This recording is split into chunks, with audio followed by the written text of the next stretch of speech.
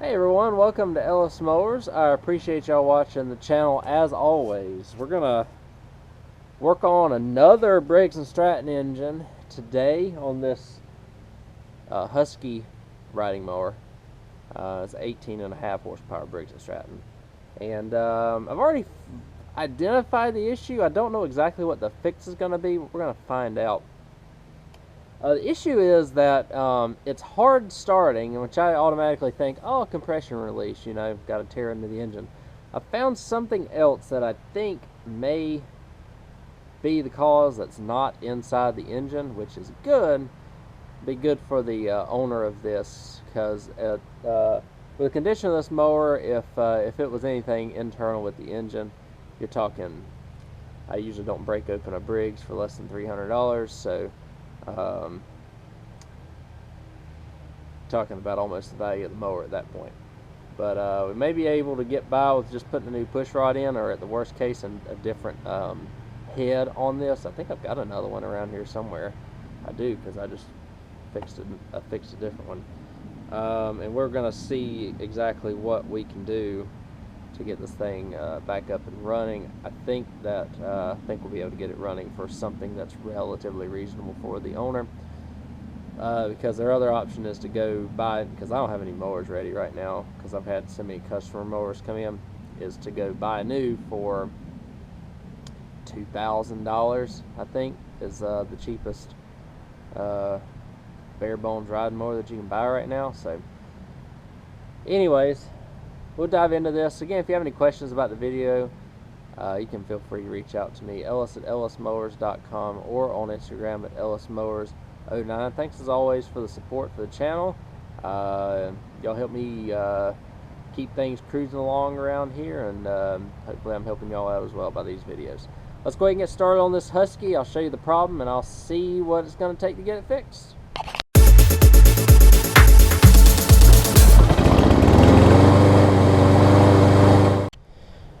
So this is a mother-daughter.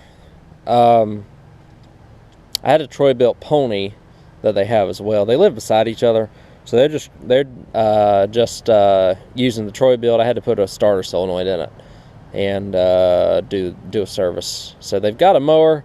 This is the mom's mower, and like I said, it's a Huskee. And also, like I mentioned, you know, at what point do you say this is not worth fixing? Obviously, I could buy it from them, fix it, and make a little bit of money, but that's not my business. I try and do what is best for the customer. And what we're doing at this point is we're probably going to have to put a head on it, or if we get lucky, it might just be an intake valve push rod that got bent. I'm not quite sure yet.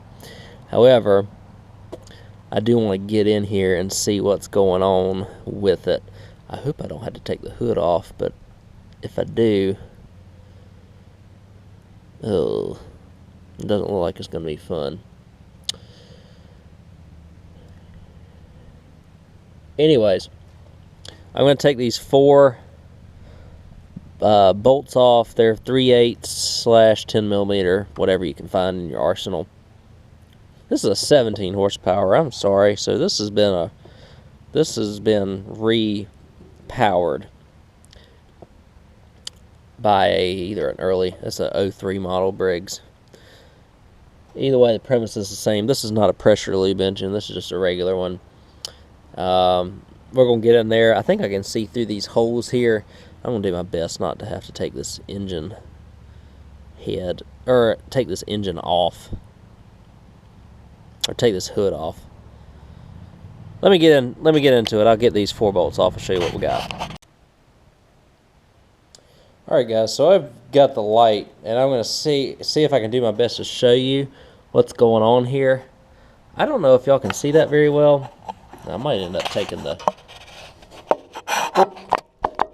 off, but I don't know if you can see where that black plastic piece right there, that's almost like a guide for the intake valve, has popped out, and the intake valve is actually kind of tight. I think it's pressed in right now. Let me see if I can get it pressed out for us.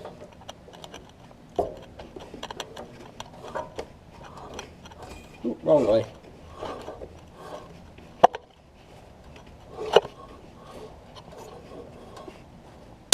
So, got a ton of play on the intake valve, as you can see. And it looks like it's bent down. So, what I'm going to do is loosen the nut on this valve, which is, I guess, a 3/8, and take the push rod out and see what it looks like. See if I can get it to where, I wonder if it's just got a bent push rod. If that's the case, then we'll just put a new push rod in it and see if that, and adjust the valve and see if that helps things out a little bit. Alright guys, so I got the push rod out, and we got two things kind of going on here. The first one, obviously, you can see that this rod is about to break. The other one is, this thing is missing looks like it's missing a tab on it for the keeper for this intake valve. So I'm going to look and see what I've got hanging out around here and see if I can find, I think I can just pop one of these in and pop one of these in and adjust the valve, and I'm just going to see what it is, what it will do, and if it will do something, then that's good.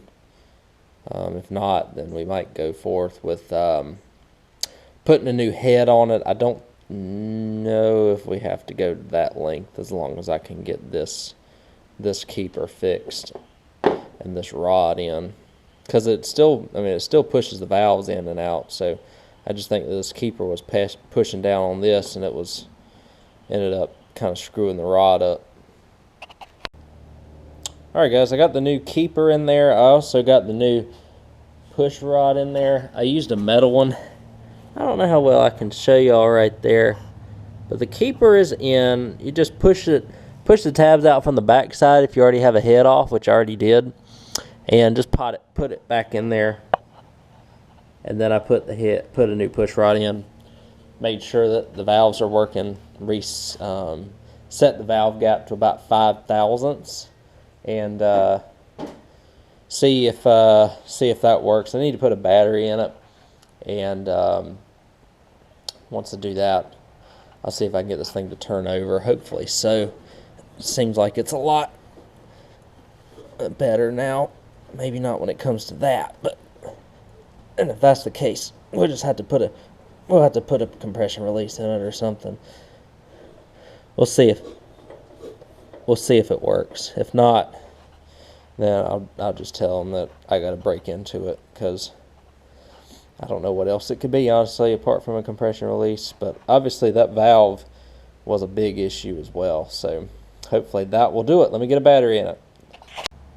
Alright y'all, so before I put the valve cover back on, I want to show you.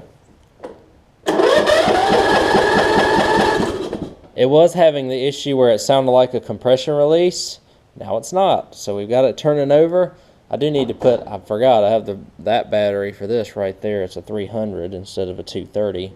I want to give them what they paid in terms of battery. Ooh, get my darn garage cleaned up from a previous project. Man. Anyways, let me swap that battery out. I will put that battery in, put this valve cover back on, give it a valve cover gasket, and we'll crank this thing up, see if it's going to run properly. If so, I'll contact the owner, say she's ready to rock and roll.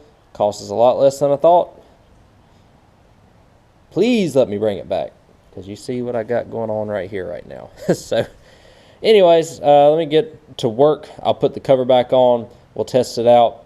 And, yeah. Alright, guys. So I put all the stuff back together, put a valve cover gasket and stuff on it. It does need an oil change, but I'll do that here in a second, as long as I know that it'll run and mow and drive and do all that good stuff. So let's see if we can get it to crank.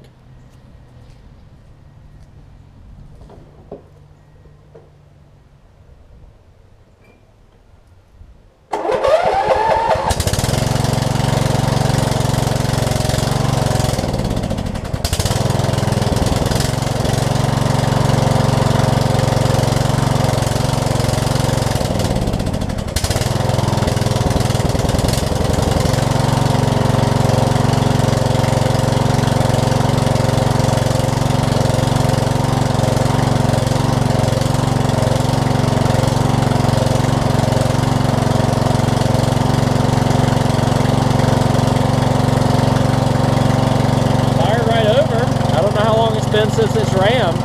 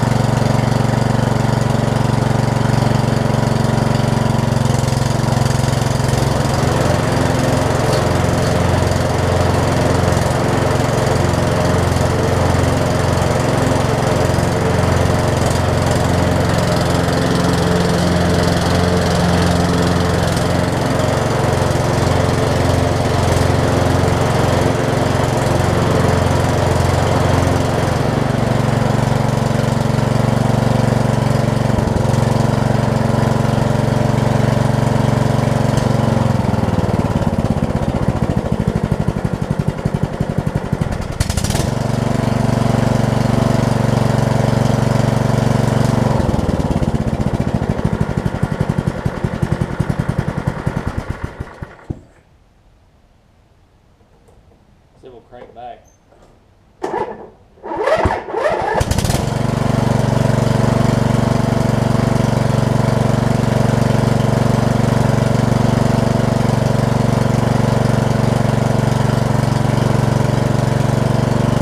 Let's see, it's charging.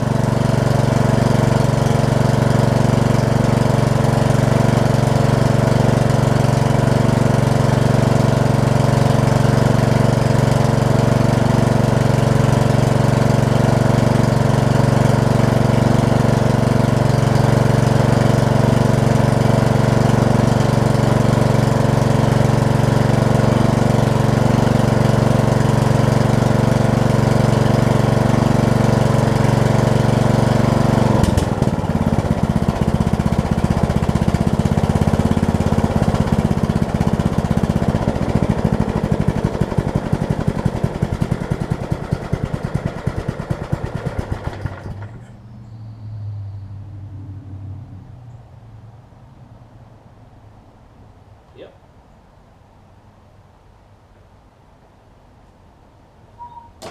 Running, charging. Crank back up.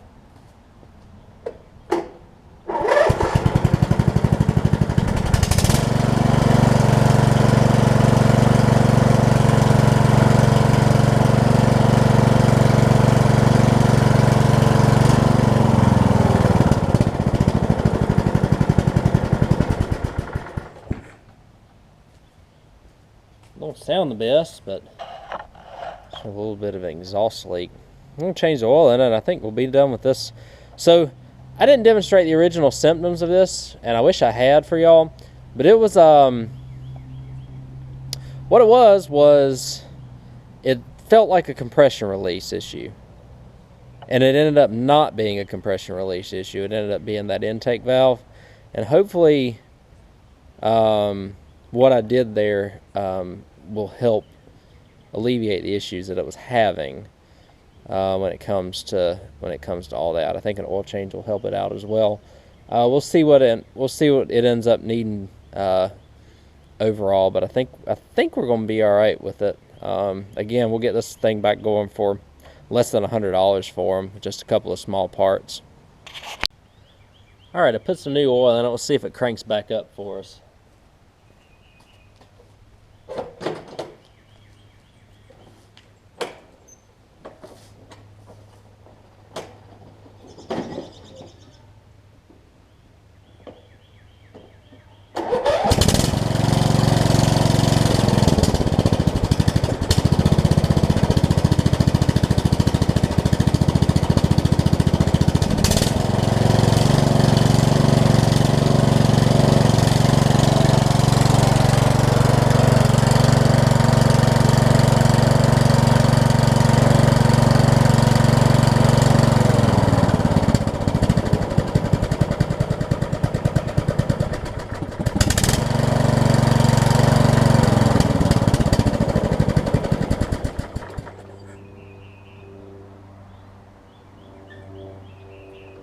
Alright, so that seems to have fixed it, which is good.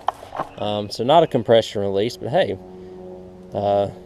Kind of stinks because looks like this thing is completely filled with gas, so they're gonna be cruising around for a little while on that tank, but it'll work just fine. So we'll go ahead and wrap this video up here. Alright guys, so I originally told the person that owned this, I was like, I think it may be a compression release. Not completely sure, but we'll see. And it turns out that it was not, which is good for them, because I was able to fix it for under $100, which is good. For a cost for them, it didn't really cost me anything parts wise, but you just have to consider time and labor and travel and stuff like that, because I did have to go pick this one up. But so if you have a compression release issue, or you think you do, or you have an issue where it's hard to start, won't turn over, check your valves. You never know what you might find. This one, we found a bad intake push rod that was getting bent and popped off the little keeper for the head for the intake valve push rod. Replace that, re-gap the valves, and it starts right up and runs fine. So that is good. Saves them quite a bit of money though, which is good for them, and saves me a lot of time replacing it. So anyways, thank y'all so much for watching. I hope y'all enjoyed this rather short video, but hopefully useful video for y'all here on the channel, which is unusual for me. Usually my videos are pretty long, but either way, thank you again. If you have any questions about this video, or if you need to see like a compression release video, I've got a bunch of them, or a few of them on the channel as well. And I appreciate y'all watching. Like I said, if you have any questions about the video, you can reach out to me, Ellis at ellismowers.com, or you can reach out to me on Instagram and Facebook at ellismowers09. I will catch y'all on the next repair. See you then.